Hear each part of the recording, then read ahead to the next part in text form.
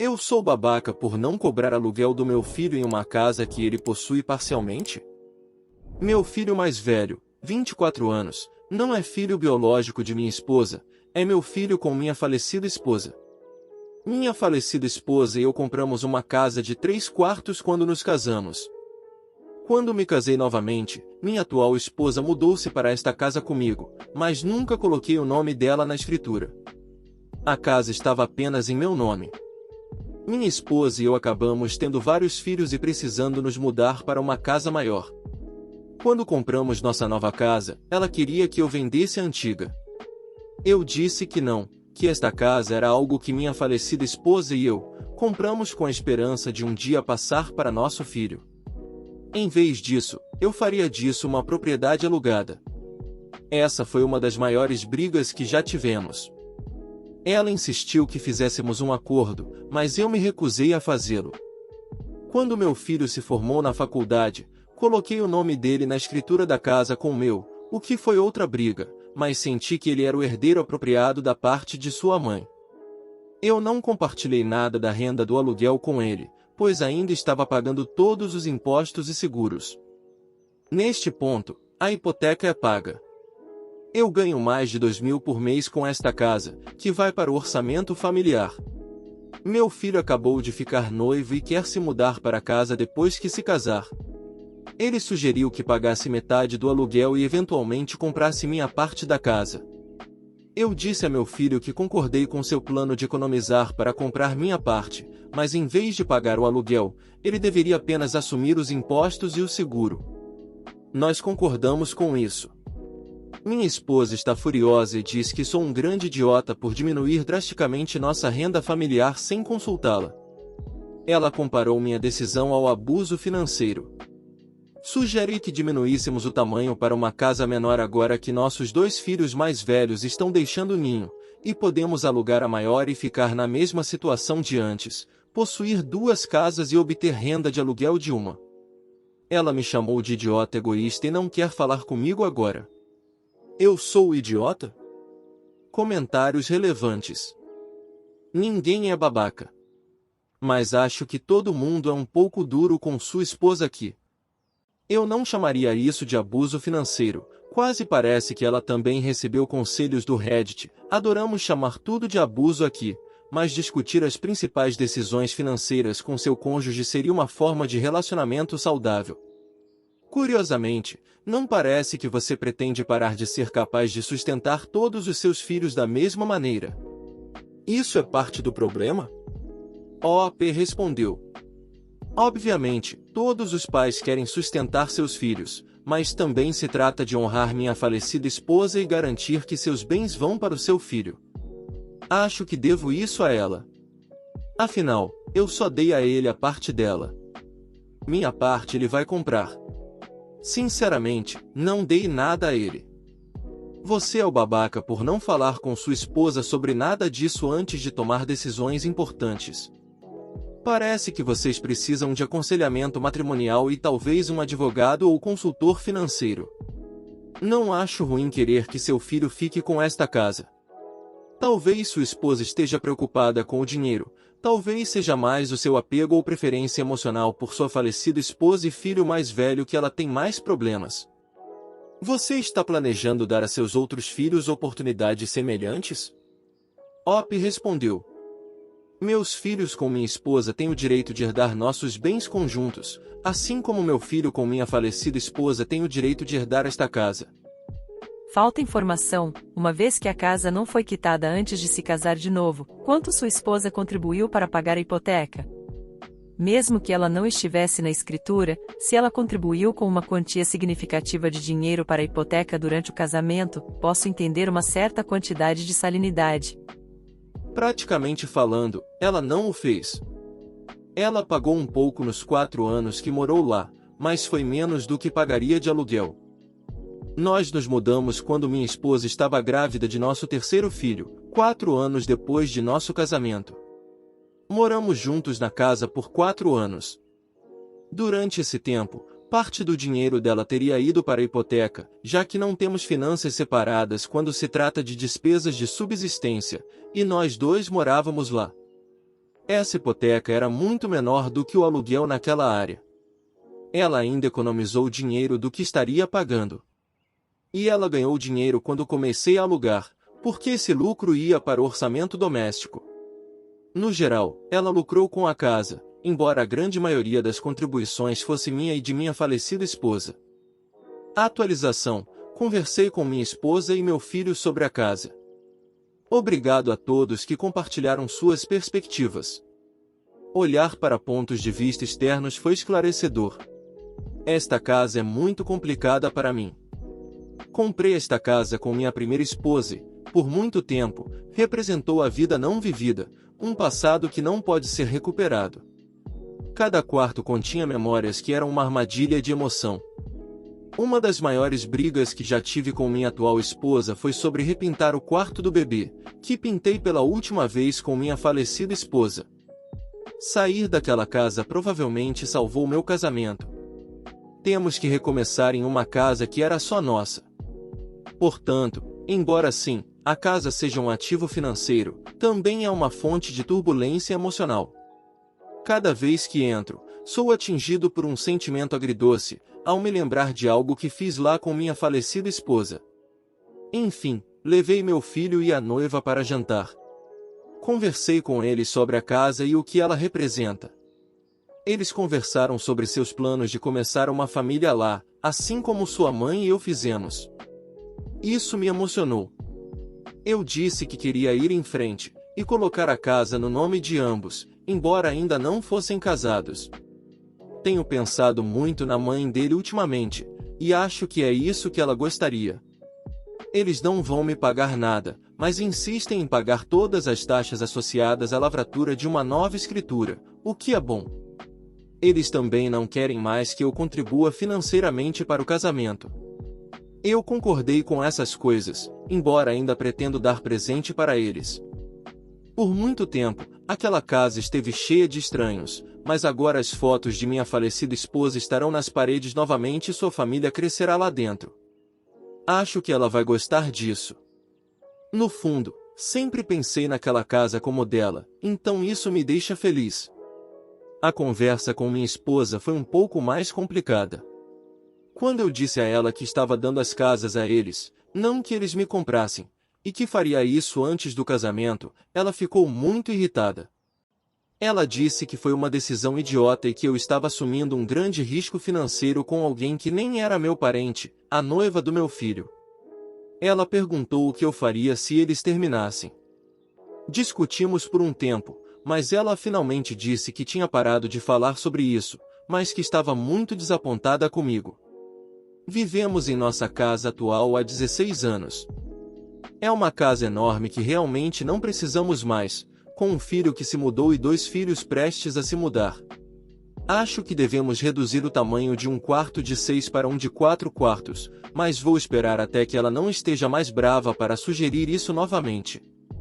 Com a evolução do mercado imobiliário, poderíamos alugar os quartos individuais desta casa por quase 3 vezes o valor da hipoteca e morar em uma propriedade menor e mais administrável. Ela pode ou não aceitar isso, depende. Independentemente disso, estamos em uma boa situação financeira. Sinto-me bem com a minha decisão. Não se trata de dinheiro, trata-se de honrar aqueles que se foram, e sinto que fiz isso. Comentários da comunidade. Acho que nunca poderia me casar novamente se minha esposa falecesse, porque provavelmente eu seria pior do que o OP neste post quando se trata de homenagear sua falecida esposa. Minha esposa é tudo para mim, e acho que nunca seguiria em frente. Eu acho que o OP deveria ter colocado a casa em nome de seus filhos, apenas por precaução. Exatamente isso. Meu marido agora tem 2 formas de leucemia e está em diálise por insuficiência renal e tem 2 braços quebrados devido aos ossos enfraquecidos, seu braço esquerdo não tem nenhum osso. Quando ele morrer, porque a leucemia dele é incurável, nunca poderei me casar novamente. Ele é meu tudo. Meu amor, minha vida, minha alma. Quando ele morrer, parte da minha alma também morrerá. Eu nunca poderia me casar novamente ou amar alguém como eu amo. Ele tem apenas 45 anos, fará 46 em 27 de abril. Tenho 40. Isso é tão doloroso. Sinto muito. Abraços estranhos da internet e orações por você. Que você encontre paz em saber que é uma esposa maravilhosa e uma parceira excepcional. Tenho certeza de que você e seu filho tornaram esta jornada melhor para ele. Eu sou a babaca por não deixar meu ex-marido com câncer ficar comigo durante o tratamento? Durante a maior parte do nosso casamento, meu marido, 39 anos homem, e eu, 37 anos mulher, tivemos um relacionamento muito feliz. Tínhamos bons empregos, dinheiro decente, 2 filhos e nos amávamos. Então ele foi diagnosticado com uma forma rara de câncer e passamos por anos de tratamentos dolorosos e recuperação juntos. Mudamos para uma casinha para ficar perto do centro de pesquisa onde ele fazia tratamento. Seus pais pagaram metade da entrada da casa, a outra metade veio de nossas economias e investimentos.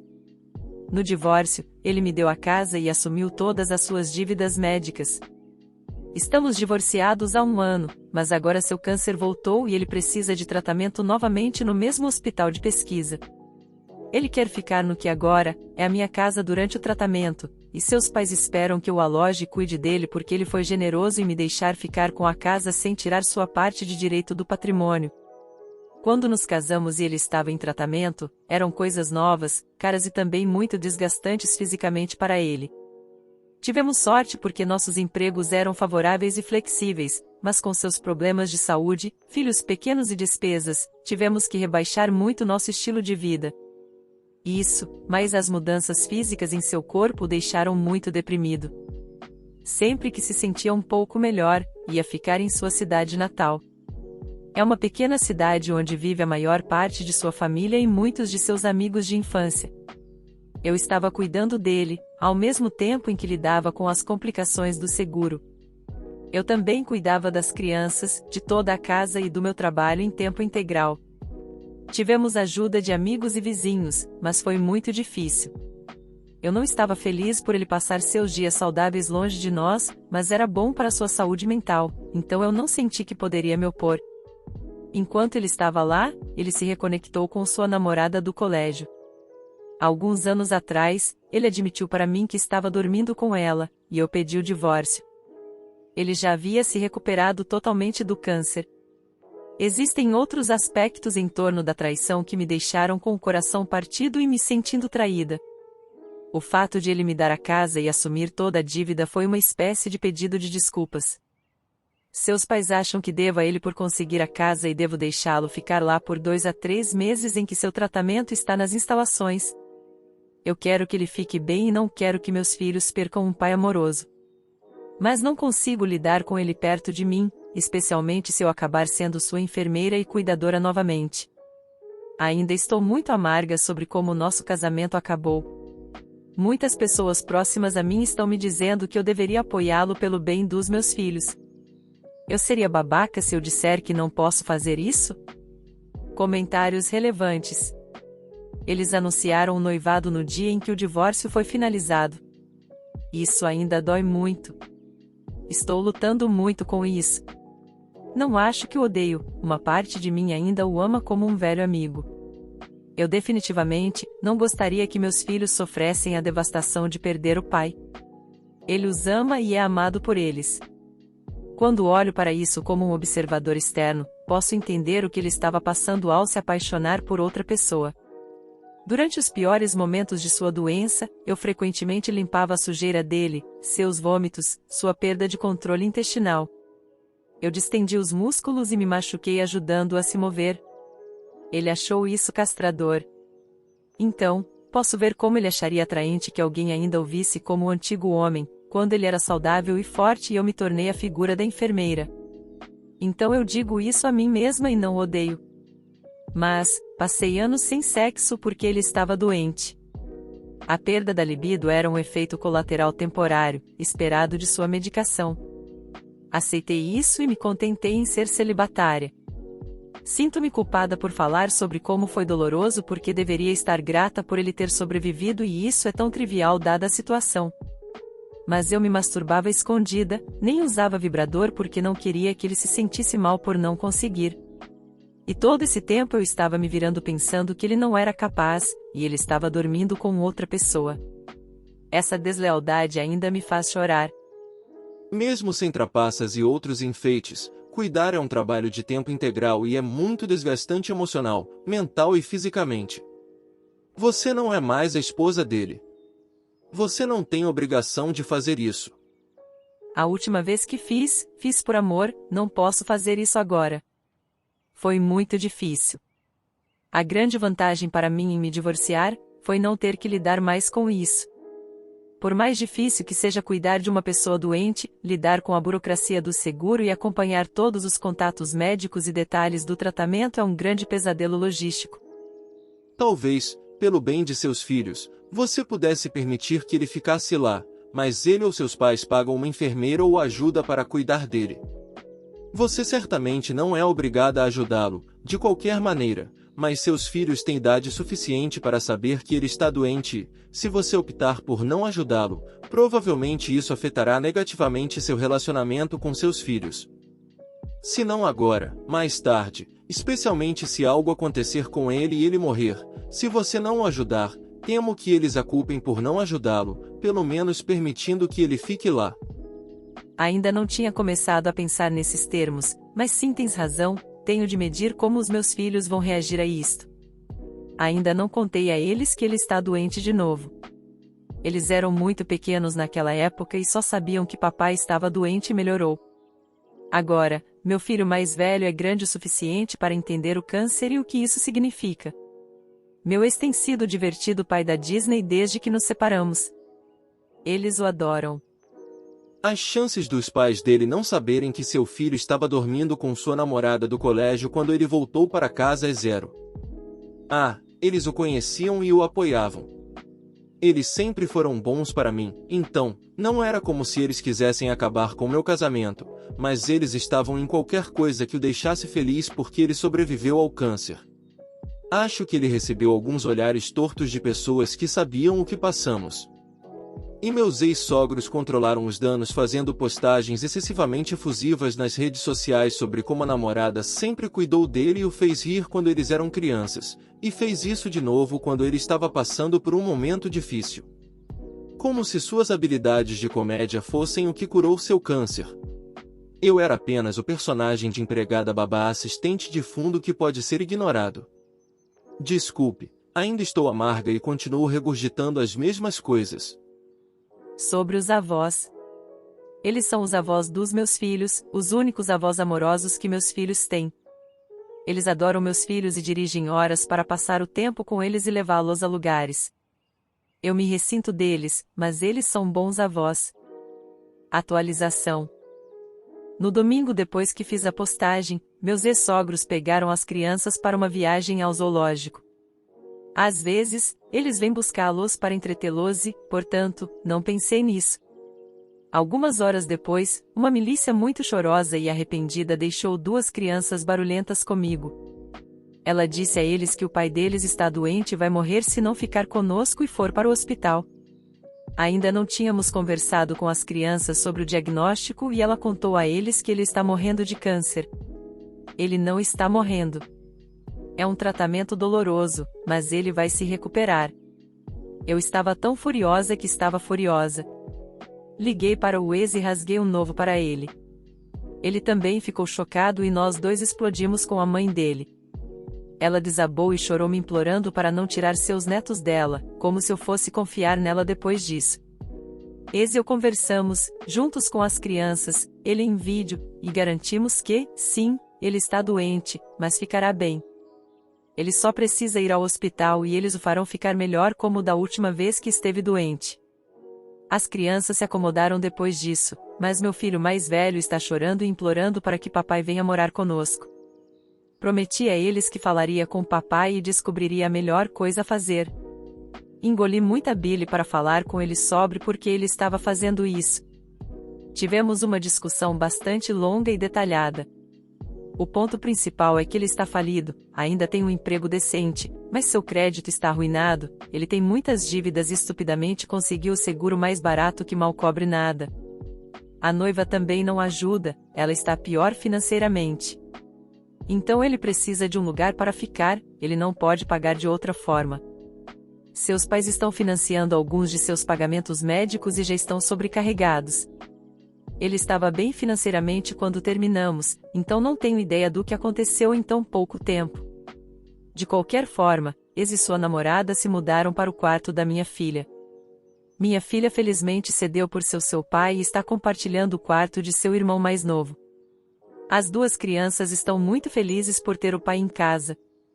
Minha filha continua verificando a cada poucos minutos para se certificar de que ele ainda está bem. Minha sogra traumatizou meu filho, nunca vou perdoar aquela mulher por isso. Deixei a namorada morar com ele porque estava com muita raiva para me importar com quem veio cuidar dele, desde que não fosse eu. Eu não sabia como poderia suportar tê-la em minha casa, mas parece ser mais sofrimento para ela do que para mim e isso estranhamente torna mais tolerável para mim. Ela está com os olhos marejados e chorando o tempo todo. Faz apenas 3 dias, mas estou tão irritada que quero sacudi-la e dizer-lhe para se recompor. O plano de tratamento atual é de 3 meses, estou contando os dias. Sou grata pelas muitas pessoas que me deram ótimos conselhos em meu último post. Eu não esperava que as coisas fossem assim, mas eles me enganaram manipulando meus filhos. Vou lentamente afastar a mim e as crianças e me mudar, mas por enquanto tenho que lidar com isso pelo bem dos meus filhos. Nota: eu estava tentando fazer esta atualização há mais de uma semana. Então, para adicionar a isso, o tratamento do ex está indo bem. Os tumores que cresceram novamente são muito menores do que antes e as novas coisas que estão dando a ele também são mais direcionadas, então ele não está tendo tantos sintomas ruins quanto da última vez.